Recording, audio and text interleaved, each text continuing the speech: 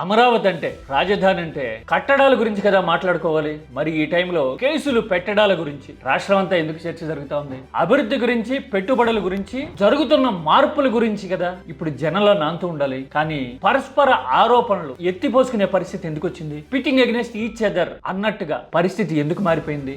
అసలు కారణం ఏంటి? వైసీపీ ప్రతినిధి బృందం అమరావతి ప్రాంతంలో పర్యటిస్తుంటే రేగిన అలజడి చూస్తా ఉంటే రాష్ట్రం మొత్తానికి ఏమర్థమైంది? అందరి రాజధాని అని చెప్తున్నప్పుడు అందరికీ ప్రవేశం ఉండాలి కదా. మీడియా ఏంటి అటువైపు కన్నెత్తి చూడాలంటేనే అంటూ అమరావతి వైపు, రాజధాని వైపు కన్నెత్తి చూడాలంటే భయపడేలా ఉండాలి హెచ్చరికలు చేస్తూ యుద్ధ వాతావరణాన్ని ప్రొజెక్ట్ చేస్తున్నట్టుగా ఎందుకు మాట్లాడింది? కారణం ఏంటి? ఈ చర్చ వైసీపీ గురించి కాదు, రాజకీయం గురించి అంతకన్నా కాదు. రైతులకి సంఘీభావంగా కొంతమంది నాయకులు అడిగేస్తేనే ఇంత రాజకీయ ప్రకంపనలు రేగుతా ఉంటే మరి రాజధాని విషయంలో రాష్ట్రం ఏమనుకుంటుంది? 4 అంశాల ఆధారంగా చూద్దాం, లాజికల్ గా చూద్దాం, సబ్జెక్ట్ ఓరియంటెడ్ గా చూద్దాం. అన్నిటికీ మించి అధికారంలో ఉన్నవాళ్ళు, కీలక స్థానాల్లో ఉన్నవాళ్ళు, వాళ్ళకి సమర్థింపుగా నిలబడాలి అనుకునే మీడియా ఎలాంటి ఇర్రేషనల్ అండ్ ఇల్లాజికల్ ఇష్యూస్ ని తెర మీదకి తెచ్చింది అనే విషయం గురించి డిస్కస్ చేద్దాం. నేను ఒక 4 సిచ్యువేషన్స్ కోట్ చేస్తా, అవి చూస్తే గనక అదేంటి ఈ విషయంలో కూడా జగన్ కి అడ్వాంటేజ్ వచ్చేలాగా చంద్రబాబు ఎందుకు ఇలాంటి స్టాన్స్ తీసుకుంటున్నారు అని అనిపించక మాందవు. ఆ తర్వాత రాష్ట్ర వ్యాప్తంగా ఈ ఇన్సిడెంట్ ఎలాంటి ఆలోచనలు జనంలో రేకెత్తించింది అనేది కూడా మనం మాట్లాడుకోబోతున్నాం. చివరి వరకు చూడండి. ఆఖరిలో నేను ఒక కంపారిజన్ అనుకోండి, ఎనాలజీ అనుకోండి, ఒక మాట చెప్పాలనుకుంటున్నా. అది చూసిన తర్వాత మీ అభిప్రాయాన్ని కామెంట్ చేయండి. Let us debate and discuss.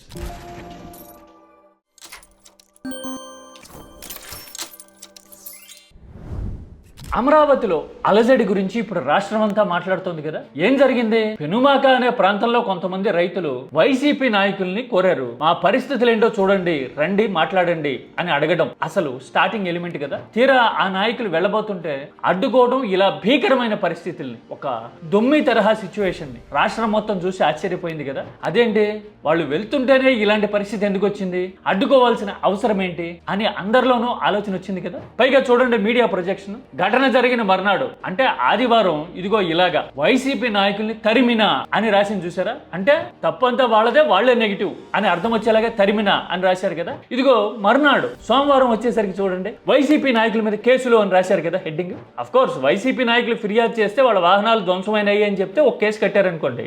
Highlight అయింది మాత్రం వైసీపీ నాయకుల మీద కేసులు అని కదా. మరి వాళ్ళని తరిమితే వాళ్ళ మీద కేసులు పెట్టడం ఏంటి? ఇది ఎక్కడ ఆశ్చర్యకర పరిణామం అనిపిస్తుందా లేదా? పైగా ఘటన జరిగిన వెంటనే ముఖ్యమంత్రి రియాక్ట్ అయిన తీరైతే నాకైతే నిజంగా అర్థం కాల. చూడండి ఆయన హ్యాండిల్లో ఏం పెట్టారు? కడుపు రగలదా, ఆక్రోశం ఉండదా అని అర్థం వచ్చేలాగే ఇలా రాశారు కదా. ఆ తర్వాత ఆయన ప్రకటన చూడండి. ఈ రోజు అమరావతికి వెళ్ళారు, ఎవరు వెళ్ళమన్నారు మిమ్మల్ని? అక్కడికి ఎవరు రమ్మన్నారు అంటూ ఉన్నారు కదా. అదేంటి? ముఖ్యమంత్రి స్థానంలో ఉన్నప్పుడు, రాష్ట్రం మొత్తానికి జవాబుదారీ అయినప్పుడు పరిస్థితులు చేయి దాటకూడదు అని అర్థం వచ్చేలాగా డిస్కషన్స్ అనేవి ప్రజాస్వామ్య పంధాలో ఉండాలి, అనార్కీని సహించబోం అన్నట్టుగా కదా మాట్లాడాలి, పోస్ట్ చేయాలి ముఖ్యమంత్రి హ్యాండిల్స్ లో. కానీ ఆయన ఏంటి ఇన్స్టెంట్ గా సైడ్ తీసుకున్నట్టు కనిపించారు. పైగా ఎవరు రమ్మన్నారో అని అడుగుతారేంటి? అఫ్ కోర్స్ పెనుమాక రైతులు సమాధానం చెప్పారనుకోండి, వాళ్ళు మేము పిలిస్తేనే వచ్చారు తప్ప వాళ్ళంతటి వాళ్ళు కాదు. ఇదిగో చూశారు కదా, మేమే రమ్మన్నామని చెప్పారు కదా. అసలు ఎవరు రమ్మన్నారు అని ఒక పార్టీ పర్యటనని ముఖ్యమంత్రి తప్పు పట్టడము అంటే చాలా ఇల్లాజికల్ గా, ఇర్రేషనల్ గా అనిపించలా. ప్రజా రాజధాని అని పేరు పెట్టామని చెప్తూ ఉన్నప్పుడు, అందరి రాజధాని అని ప్రచారం చేస్తూ ఉన్నప్పుడు మరి ప్రవేశం అందరికీ ఉండాలా వద్దా? పాయింటేగా. పైగా ఈ మధ్యన పరిణామాలు గుర్తున్న వాళ్ళందరికీ ఇదే విషయం వెంటనే తట్టింది కదా, ఎవరో చెప్పక మునిపే. ఈ మధ్యన అంటే తెలంగాణ అవతరణ రోజున ఏపీ డిప్యూటీ సీఎం హైదరాబాద్ లో చేసిన ప్రకటన గుర్తుంది కదా. బెదిరించే వాళ్ళ మీ అయ్యే జాగీరా తెలంగాణ, మీ అబ్బా జాగీరా అంటున్నారు కదా. పక్క రాష్ట్రంలో సభకు అనుమతించకపోతేనే ఆయన మీ అబ్బా జాగీరా అని అడిగారు. మరి ఇక్కడ మాత్రం ఎవరిని అడిగి వెళ్ళారు, ఎందుకు వెళ్ళారు అన్నట్టుగా ఎందుకు మాట్లాడుతున్నారు? అదేంటి మన భాగస్వామ్య పక్షాలు మనతో పాటు ఉన్న వాళ్ళేమో మీ అబ్బా జాగీరా అని పక్క రాష్ట్రాల్లోనే క్వశ్చన్ చేస్తున్నారు. మన దగ్గర మాత్రం మన రాష్ట్రంలో, మన రాజధానిలో, మన ప్రాంతంలో అసలు ఎందుకు వెళ్ళారు అని వెళ్ళడానే తప్పు పడితే ఎలాగ సార్? కాంట్రడిక్ట్ అవుతా ఉంది కదా సిచ్యువేషన్. అందుకోసమే ఇది కాన్ఫ్లిక్ట్ నెంబర్ 1. ఇక రెండోది, పెనుమాక రైతులు రైస్ చేసిన ఆర్గ్యుమెంట్. భూ సమీకరణ విషయంలోనూ, ప్లాటింగ్ విషయంలోనూ రాజధానిలో మొదట విడతలో భూములు ఇచ్చిన వాళ్ళందరికీ సందేహాలు, ఆందోళనలో ఉండటం చూశాము.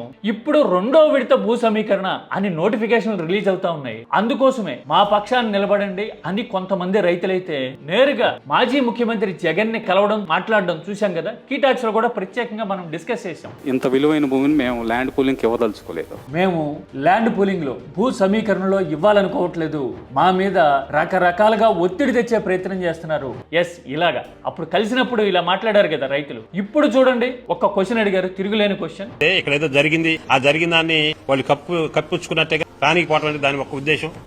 ఆయన అంటూ ఉన్నాడు కదా, అంతా సవ్యంగానే ఉంటే ఎందుకు కంగారు పడుతున్నారు, అభ్యంతరాలు ఎందుకు వస్తేనే మేమే రమ్మన్నాం కదా వాళ్ళని అని ఆయన అడుగుతూ ఉన్నారు. సహజంగా వచ్చే క్వశ్చనే కదా అది. అంతా సవ్యంగా ఉంటే ఎందుకు అభ్యంతరం పెట్టాలి? వైసీపీ వాళ్ళు వచ్చినంత మాత్రాన కట్టడాలను లేదంటే అక్కడ ఉన్న ఇంజన్లో నీళ్లు తోడే ఎంత సామాగ్రిని సంచిలో పెట్టుకుపోతారా? పోలేరు కదా. మహా అయితే మీటింగ్ పెట్టుకుంటారు, వాళ్ళని పిలిచిన రైతులను కన్సోల్ చేస్తారు, మాట్లాడుకుంటారు, 1 గంట 2 గంటల్లో వెళ్ళిపోతారు కదా.